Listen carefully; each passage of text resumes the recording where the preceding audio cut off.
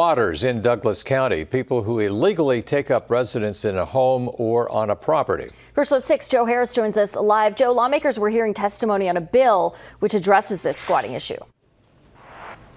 That's right, John and Jacqueline. Supporters of the bill, like Sheriff Aaron Hanson, say squatters are doing more than committing fraud. They say they can be a public safety risk, but opponents say it would infringe on people's rights.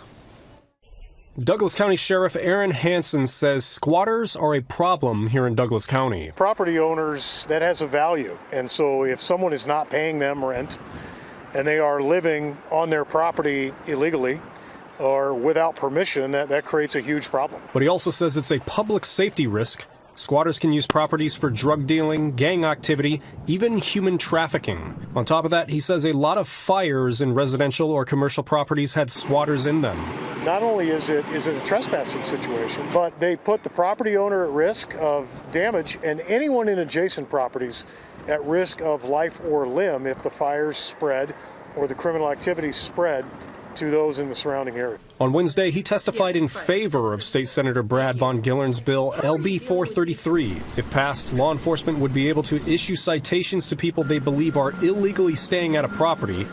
The accused would then have 3 business days to give documentation proving they are legal residents. Otherwise, law enforcement could arrest them. Nebraska already has a law about squatters on the books.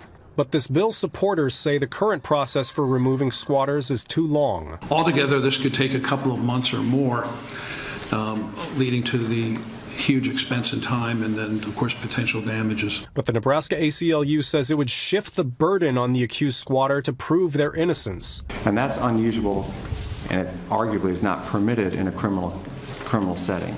You have a right to remain silent. You cannot be compelled to testify or produce evidence to establish your innocence. Others say it would harm tenants because state law doesn't require landlords to give written lease agreements. I've had clients who are locked out of their rental portals, losing all access to their proof of tenancy once there is any conflict with their landlord.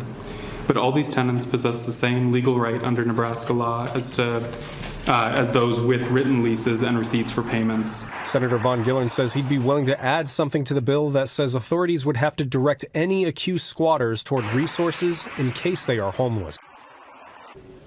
Now, the bill must first make it out of the Judiciary Committee before senators debate it on the floor.